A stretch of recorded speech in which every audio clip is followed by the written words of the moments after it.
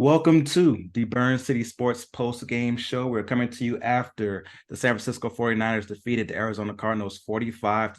San Francisco is now 11-3, and the Cardinals fell to 3-11. I'm your co-host, Damian Adams, here with my man, Alec Cipollini from Burn City Sports. We're your Cardinals insiders. And on our previous episode before the bye week, we talked about how we wanted to see the Cardinals be competitive against San Francisco 49ers. Alec, do you think that they satisfied that mission of being competitive against the 49ers? So I think that the offense did a lot better than we thought they were going to do. I mean, especially with the 49ers defense, like they got so many weapons back there. They were without Eric Armstead, Javon Hargrave, a few other guys.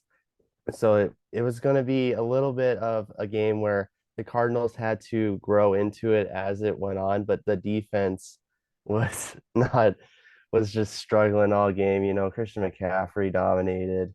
Brock Purdy had a great day in his another game in Arizona since he's from Queen Creek, and Dio Samuel just wide open for two touchdowns.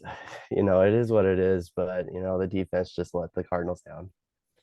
Yeah, so speaking on a defense, you mentioned where it seemed like there were plays where the Cardinals just got lost, right? The first Yeah, touchdown, Debo Samuel goes in motion and he just finds himself wide open. Simple motion out of the backfield, runs a little wheel route, and it's probably the easiest touchdown that either Brock Purdy or Debo Samuel has had in their careers because no one followed Debo Samuel. So it makes you wonder if there's miscommunication on the defense on what the calls are. Because it seems like in that type of play where maybe some people on the defense thought it was man, where you're supposed to follow your guy, and some people thought it was zone. And we don't know exactly what the miscommunication was, but obviously there was some type of miscommunication on that one. There was another touchdown where Brock Purdy just made a really good play where he's kind of spent out of a sack and threw it down to Christian McCaffrey, where Christian McCaffrey caught the ball and he was so by himself that he caught the ball, fell down, had time to get back yeah, up and run into the end zone. On that play, the safety came up because he saw Brock Purdy break the pocket. Brock Purdy's a decent athlete, but he's not a guy that you come up for when he breaks the pocket. He's not Lamar Jackson. He's not one of those Mhm. guys that you come up and you're like, oh my God, he's breaking the pocket. He might break one. You let the linebackers and other people handle it. You don't come up and leave the guy behind you to where he's so wide open that he can fall down and still get up to get a touchdown. So the defense definitely has some breakdowns in this one. And you would think that they would have even more of a just locked in mentality when it came to Christian McCaffrey, because Christian McCaffrey really went off against them in the first time around and scored 4 touchdowns, excuse me. He's been going off all season though, to be honest. That's true. That's true. No one's really stopped him. So Yeah. it is asking a big thing to ask the Cardinals to stop him, but they definitely did not do a good job of, just staying attached to him, like I mentioned with that play. And you said that the Cardinals offense was better than expected. So let's start with Kyler Murray. He went 26 of 39 for 211 yards, 1 touchdown, but did have 2 interceptions in this one. What were your thoughts on Kyler Murray's performance? Yeah, I thought overall he had a good game. Of course, right in the chest of Charvarius Ward twice with those two picks, including that 66-yard pick six. Uh, I thought that was going to be like the nail in the coffin. Then he goes down, and the game was pretty much over. But I thought he was pretty good. He had 211 yards, 26 from 39. I thought it was okay game. Of course, it's like San Francisco, like I said before, they're one of the top defenses in the league. And for you to have 202 passing yards, put handing off the ball for 234 rushing yards as well. Like I was really surprised, especially with that injury. I thought he was going to be out, but Yeah. of course he came back, and Amari Demercado with that touchdown and the garbage time one with Elijah Higgins. But yeah, I thought he was pretty good today. So Yeah, I thought he was decent today. The interception that was returned for a pick six, that one he was just late on. He kind of stared down Trey McBride, and Travarius Ward did a great job of just following his eyes.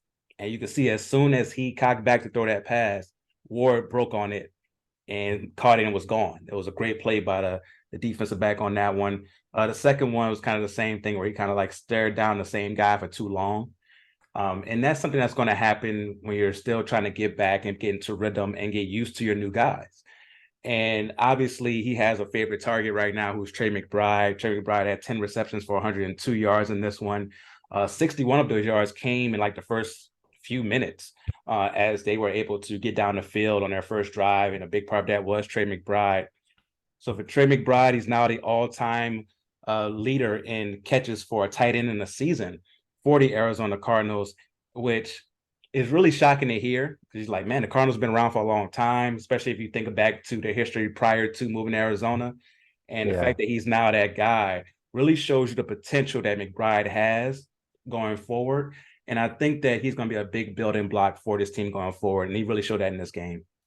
Yeah, I mean, of course, like Jackie Smith, like going all the way back to 1967, he's probably arguably the best tight end that the Cardinals have ever had in their organization. So for him to surpass him, that's remarkable. And he's the guy that we're probably be relying on for years to come, unless they trade him or something. But Yeah, um, knowing the Cardinals, you never know.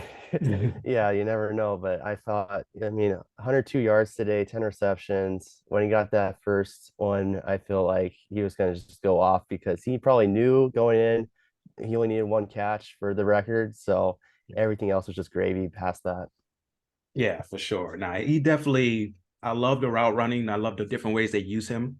Because the one where the first pass where he broke the record, just a play action, and he kind of ran like a simple, I guess you would call it, not a slant, but just like a drag across the field, and was wide open for that. And he could also go down the field. So I love the versatility and the way that they use Trey McBride, and you can see that he's going to be somebody that Kyler Murray depends on for years to come. If Kyler Murray is the guy that's still here, that's something that we'll Yeah. have to talk about in the offseason if he's still going to be that Yeah. guy. In this game, the offensive line did a good job. There was times where Kyler Murray was under pressure, but when the offensive line was able to be aggressive and push forward, they did a really good job. You started with James Conner's numbers. James Conner went 14 carries, 86 yards, over 6 yards per carry, and a touchdown. So that's really big to see the offensive line playing that way. So it seems like they're better at pushing and creating holes than they are as maybe protecting the quarterback and going backwards, considered or compared to, I should say, going forward. So I like what I saw from the Cardinals offense from that standpoint. Yeah. I mean, to me, I was looking at the defensive line for the 49ers not being that great today, Okay. So that was I don't know if it was how good the Cardinals offensive line was today or how poor the defensive line for the 49ers was.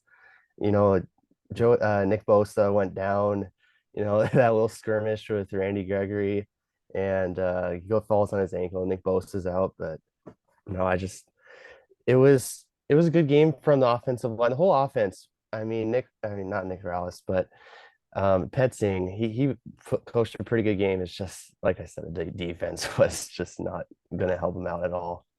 Yeah, and that's the thing. Like, when you're watching the defense, if there's a great play, like there was one great play where Debo Samuel, I think it was the last touchdown, or maybe the second last touchdown, where Debo Samuel they ran like a wheel route, and Debo Samuel was able to catch it like right in bounds, like on a back shoulder type catch. Those plays, you're like, okay, that guy's just better. And you can't really do anything about that. When Debo Samuel, Christian McCaffrey, or Brandon Ayuk just make great plays, okay, you can deal with that. The plays you can't deal with is Debo Samuel going in motion, just being left by himself.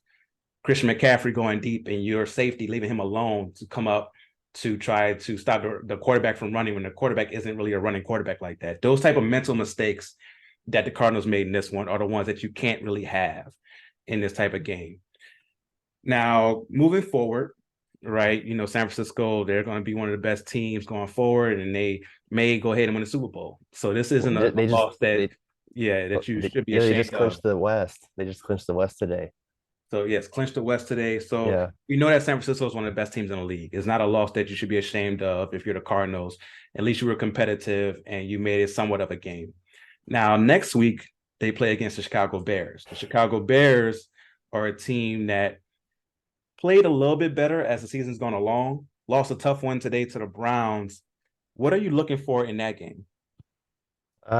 So with the Bears, they're currently They're currently 5-9 on the season. Who knows? Like this may be another Cardinals win. I'm just gonna put it out there.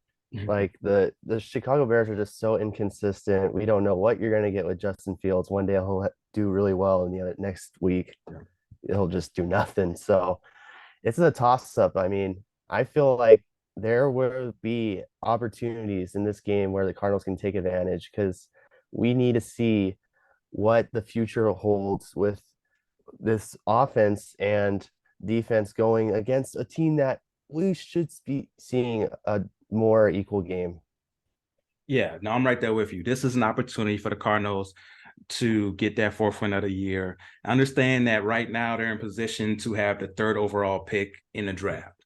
And a lot of fans are like, we need you guys to go ahead and lose so we can have the highest pick possible. But as a player, they're not thinking that. As a player, they're thinking, okay, let me show what I can do. Let me put some good tape out there so that I'm on a team next year when this comes back around. And this is the perfect game to look good in, right? The Bears defense isn't the best. So the offense could continue to use the momentum they had today from their good plays into next week. And the defense can use next week as a way to recover from their poor performance today. So they definitely have a chance next week. And you wonder if they're going to have the same struggles, like with Brock Purdy breaking the pocket. Justin Fields breaking the pocket is a whole different thing. He's one Yeah. of those guys I mentioned earlier, like a Lamar Jackson, where he breaks the pocket and now it's, what's going to happen? Because he's so dynamic. So I want to see how the defense deals with a quarterback like that who can break the pocket and make big plays. And with Justin Fields, he's somebody who, like you said, has been up and down. If he has one of those games where he is accurate, where he is making a good passes, making the right decisions, how does the defense respond to that? And is the offense going to be consistent? Right. This is another thing with the offense as well. They've had these up and down days where you see today, like, okay, I can see the offense doing some things. Passing game looks good. Running game looks good. And then the next week, it doesn't show up. So this week, like last time we talked, we were saying, we want to see them be competitive. Right. Now we're going to go to another C word, consistency. I want to see consistency from both the offense and I want to see the defense be consistent in their discipline. They were not consistent in their discipline today. So I just want to see that next week for them. Did you have any other closing thoughts on today's post-game show? I just think that like coming off of a bye and coming off the loss against coming off of a win against the Steelers, I thought the team just played a lot better game than I thought they would. 49ers, they're going to win the division and probably Super Bowl favorites, like you said. But coming off of a bye, I thought it was gonna be a lot rougher, but it wasn't. And I thought it was a resilient performance, even though it doesn't really show up on the scoreboard. Yeah, I'm right there with you. I've been critical of the coaches this year. I felt like there's been times where you just haven't seen them make adjustments, right? Where I've joked about how, okay, first drive, they're going to go down and score. They're really good at going down that first drive, looking nice. You're like, okay. And then the rest of the game is like, what happened to this offense?